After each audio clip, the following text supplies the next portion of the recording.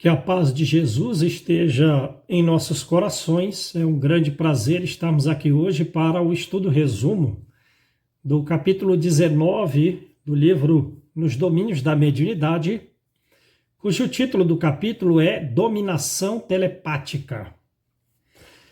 Bom, se lembra do capítulo anterior, terminou a reunião mediúnica, na qual Ambrosina realizava diversas psicografias, foi então a despedida. É o fim do trabalho para os encarnados. Não é o fim dos trabalhos para os desencarnados. E um percentual desses espíritos o que fazem após as reuniões mediúnicas? Eles vêm socorrer nas casas os frequentadores da própria casa espírita, os frequentadores, os trabalhadores. Então, nesse mesmo instante da despedida, uma senhora chamada Teonília, desencarnada, ela vem, cumprimenta Aulos e vai fazer para ele a solicitação de que ele compareça à casa de uma das trabalhadoras, de uma das colaboradoras do centro espírita, né? A Anésia. Ela narra então que a Aulos que a Anésia está passando por grandes dificuldades. Além das circunstâncias normais da vida, a educação das três filhas, Marta e Marcina, também da mãe, muito doente, na iminência da morte, o esposo se encontra fascinado por uma outra mulher e essa é a dura prova pela qual ela tem passado a Anésia. Aí a Teonília vem, então, pedir socorro a Aulos para atendimento desse caso, né? Então ele se encontra, o esposo chamado Jovino, fascinado por uma outra mulher, esquecido, né? Esquecido das obrigações domésticas, ele perdeu o interesse pela companheira e pelas filhas. Então vejam bem qual é a gravidade do caso. A gravidade é tal que ele como que voltou, regrediu mentalmente ao período juvenil. Se comporta como se fosse um jovem na plena leviandade. Em casa ou fora de casa, no trabalho ou na rua. A amante é a senhora da sua mente desprevenida. Ela se tornou a senhora do seu raciocínio. Ele perdeu o senso total de responsabilidade. Dia e noite, ele vive com esses pensamentos vinculados a falsos encantos. Numa palavra, ele é um obsidiado autêntico, um obsidiado completo. Em outras palavras, ele é diz o livro, literalmente, ele é um enfermo mental. Ele está doente da mente. E esse tratamento não vai ser simples, esse tratamento, como é um tratamento de obsessão, como se fosse a obsessão de desencarnado para o encarnado, é a obsessão de um encarnado para outro. Ele está meio que hipnotizado, como um animal na beira da estrada, na qual se joga uma determinada luz e eles ficam hipnotizados, como pássaros, como os pássaros hipnotizados, né? Apesar da robustez física, apesar da complacência do um homem de grande porte, mas ele está como um pássaro hipnotizado, enfermo da mente, e o tratamento não é um tratamento simples. Bom, vejam bem como a equipe espiritual ela atende a quem trabalha, mas recebe aquele que mais dá. A Teonília, espírito, uma mulher desencarnada, trabalhadora desse centro espírita, vem pedir para a Anésia, vem pedir para Aulos socorrer a Anésia. E Aulos diz que conhece a Anésia, que a estima muito significativamente, tem uma estima muito grande para ela, e que há alguns meses não a visita por falta de tempo. Então significa que ele faz algumas visitas frequentes, um espírito de elevado nível, elevado gabarito, e outros não tão elevados, como é o caso da Teonília, que vem interceder. Ora, e se o tratamento não é rápido, se o tratamento é longo, o que Aulos diz? Ele diz que vai fazer tudo o que for possível, tudo que estiver ao seu alcance para socorrer o caso. Então vejam, e se ele sabe que o tratamento vai ser longo, significa que para nós que trabalhamos na casa espírita e passamos por diversos problemas, a equipe espiritual vem nos auxiliar, vem nos atender. Então, no caso, ele vai fazer tudo o que estiver ao seu alcance para auxiliar a anésia. Agora vejam bem, o auxílio à anésia vai ser não só a ela, mas é só ela que trabalha na casa espírita. Mas, por ela realizar esse trabalho na casa espírita, também serão atendidas as 3 filhas, será atendido o esposo, que está fascinado atualmente por uma outra mulher, vai ser atendida a mãe doente, vai ser atendida a amante, enfim, o serviço espiritual chega até para os inimigos, para a solução nossa de nos mantermos em pé, porque também outros são dependentes da nossa, ou não bem dependentes, mas participam da nossa contribuição, do nosso serviço, do nosso trabalho. Então é razoável que o trabalhador espírita seja mantido de pé. Então ele, os seus e até os seus inimigos são auxiliados justamente para essa inimizade não gerar efeitos para o trabalhador da casa espírita.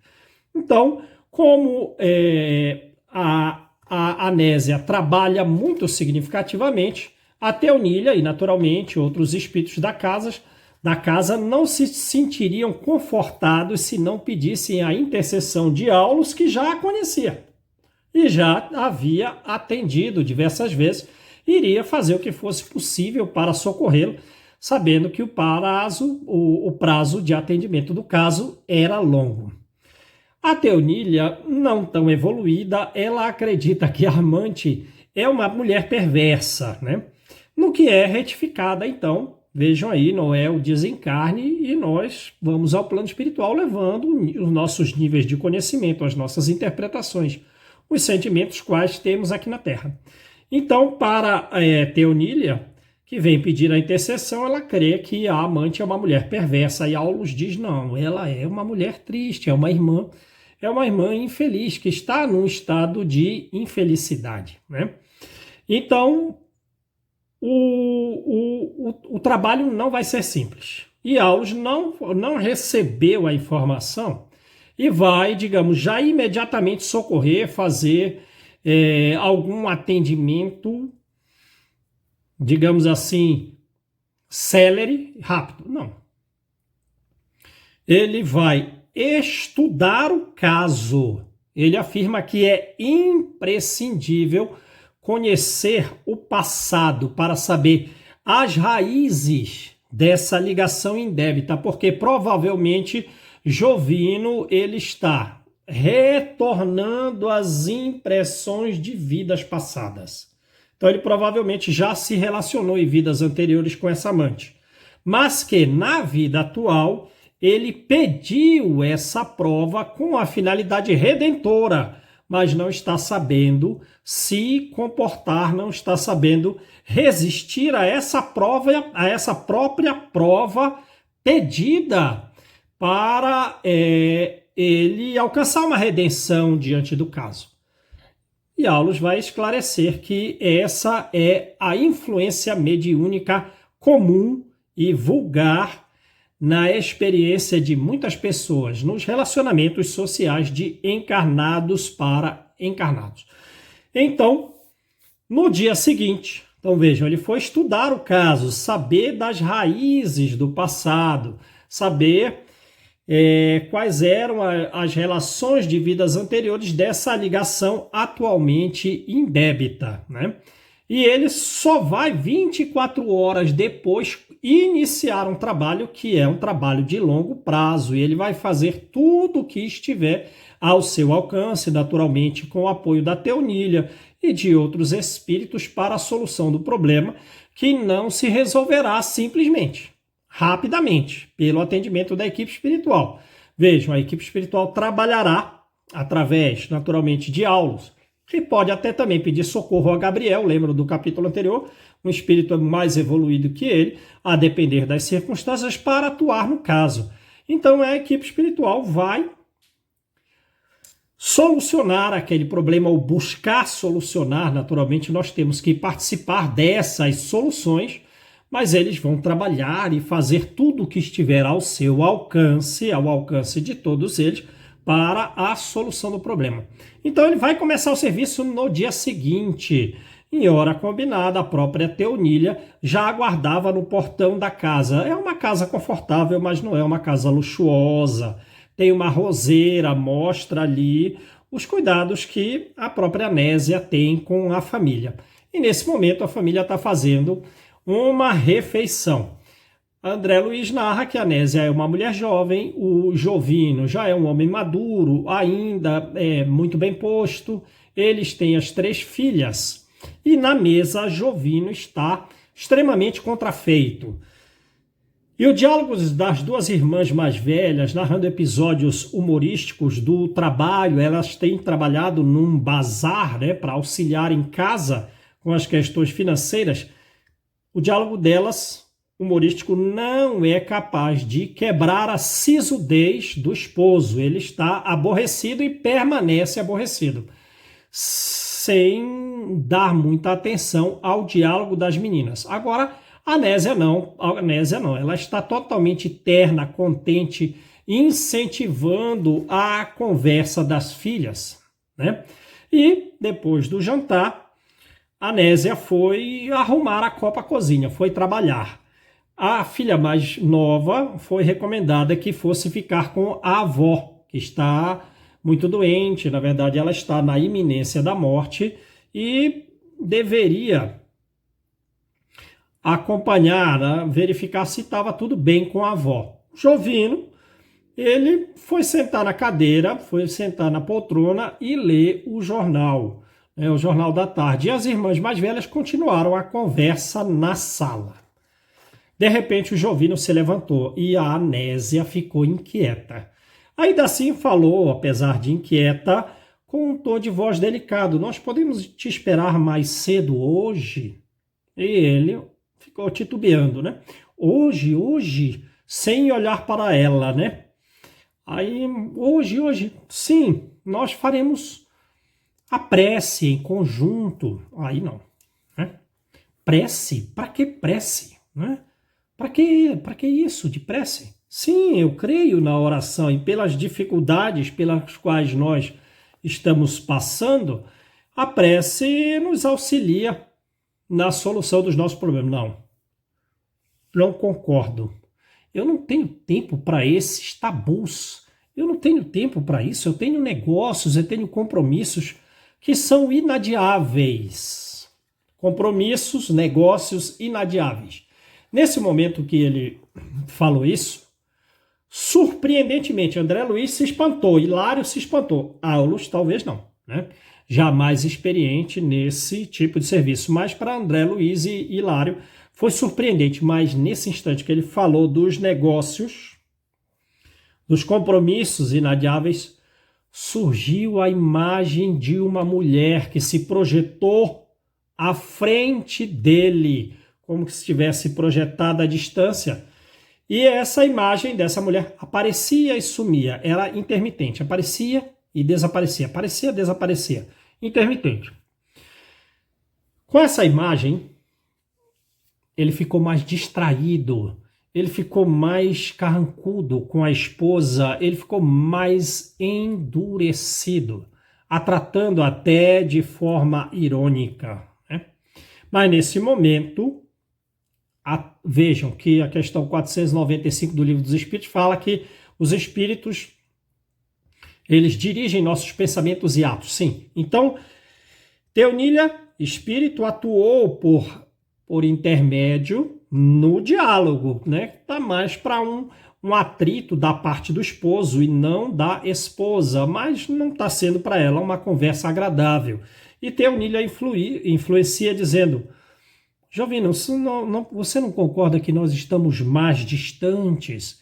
e que é necessário que nós estejamos próximos nesse momento de dificuldade.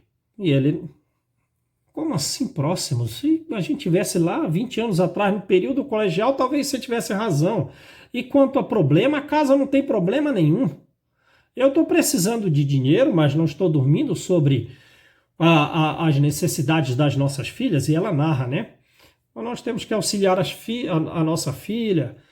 Ela tem outros problemas, né, financeiros, mas essa parte ela não toca. E também não fala nesse momento da mãe, né? Até a casa está hipotecada, mas ela não fala disso. Não, eu não estou dormindo sobre as necessidades da família, eu tenho meus negócios, tenho meus interesses, eu não vou ficar preocupado com um Deus que está lá no céu esquecido desse mundo.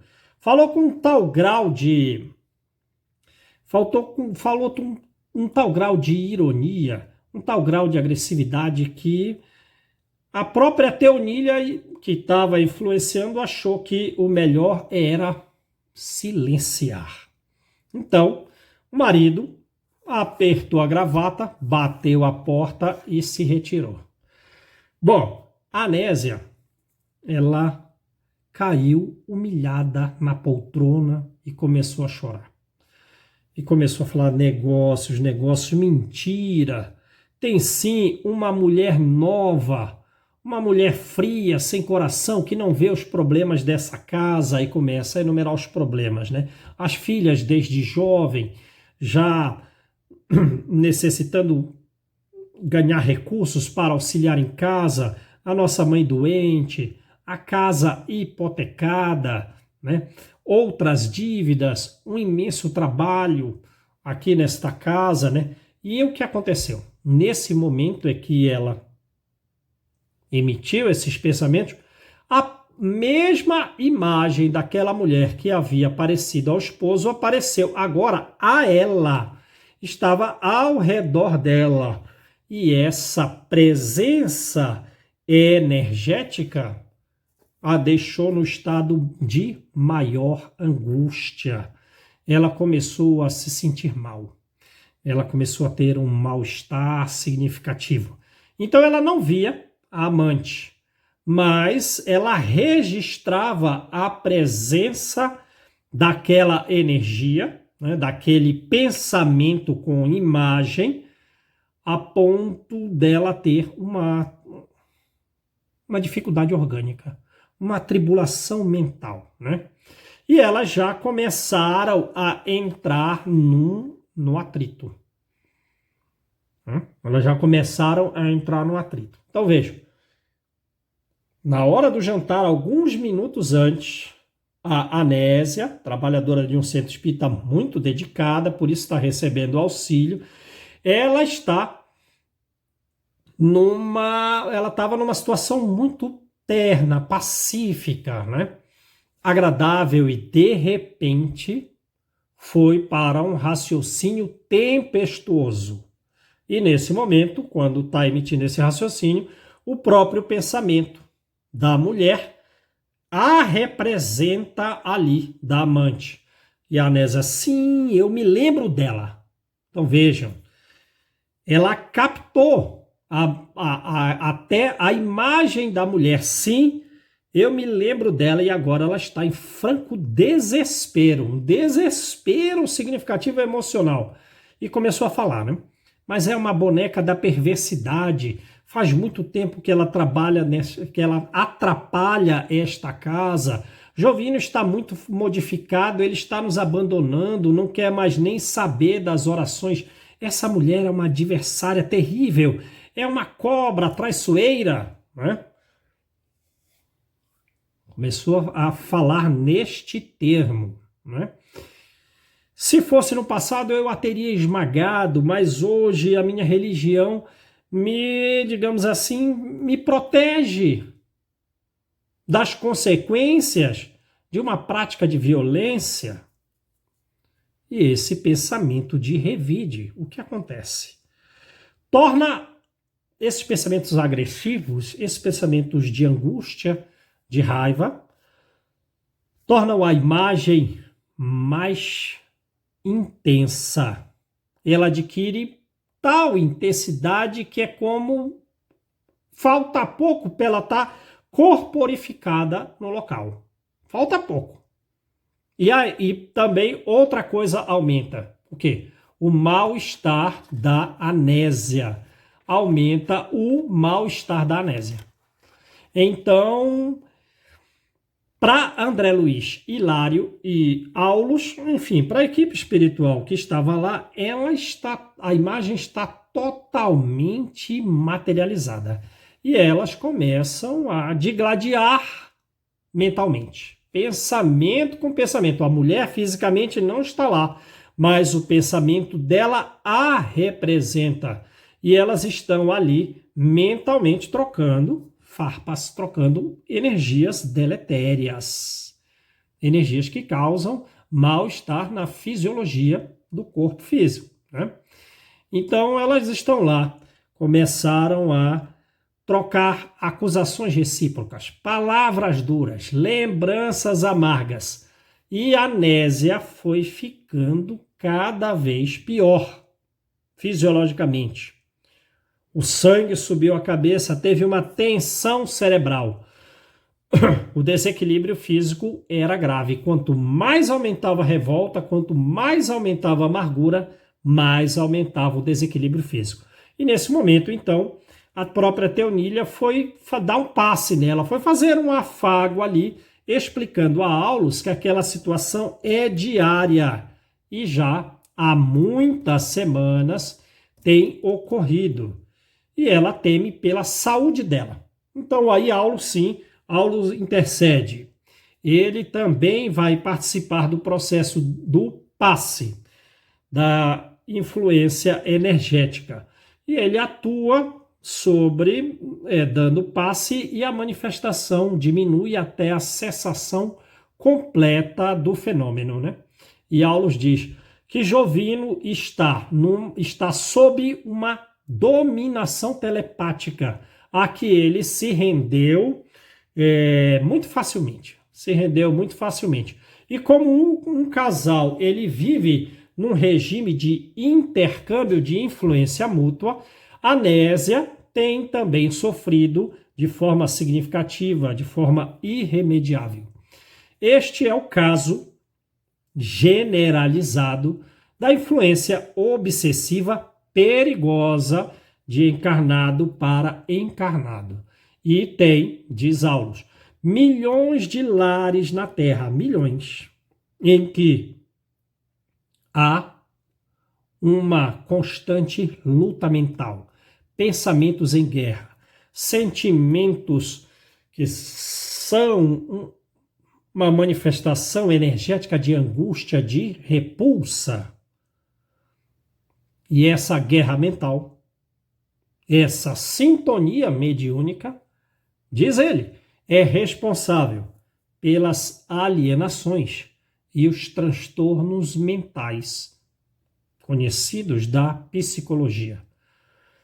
Aí ele explica, com relação ao passado, frequentemente no mesmo lar, na mesma família, no mesmo local de trabalho, frequentemente reencarnam ferrenhos adversários do passado e reencarnam para o reajuste.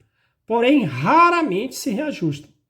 Pelo contrário, apaixonadamente alimentam essas energias, esses pensamentos de animosidade recíprocos, que são, na verdade, venenos, que são tóxicos para o perispírito e para o corpo físico, provocando enfermidade. E, diz ele, e morte, provocando enfermidade e morte. E que não é necessário que a contenda esteja visível.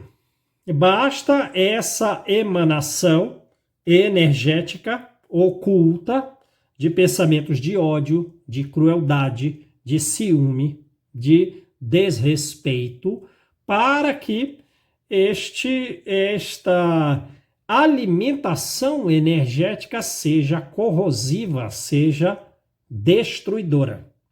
Aí diz ele, acrescenta, é que o pensamento de encarnado ou desencarnado, não importa, ele se projeta com imagem e propósitos, e sugestões, e intenções sobre os seus objetivos, que podem ser outros seres humanos, né? Se benignos esses pensamentos, eles melhoram a saúde, eles melhoram a harmonia, o equilíbrio. Se são desequilibrantes, eles provocam aflição, eles provocam ruína. Então vejam bem, e que a nossa química mental, que a saúde da nossa química mental vai depender, é dependente a saúde da química mental das nossas relações, porque nós estamos constantemente em uma comunhão telepática, todos nós, de encarnado para desencarnado ou de encarnado para encarnado, e essa comunhão telepática é a base para dizer da saúde ou da doença da minha química mental. E lembram lá atrás. E isso pode chegar ao grau de alienação ou de transtorno mental. Qual é a solução para isso? No caso da Anésia e de muitos lares, somente o perdão incondicional pode poupar a pessoa dos efeitos desse intercâmbio de pensamentos nocivos, né? E, de uma maneira geral, a solução é a prática efetiva da fraternidade.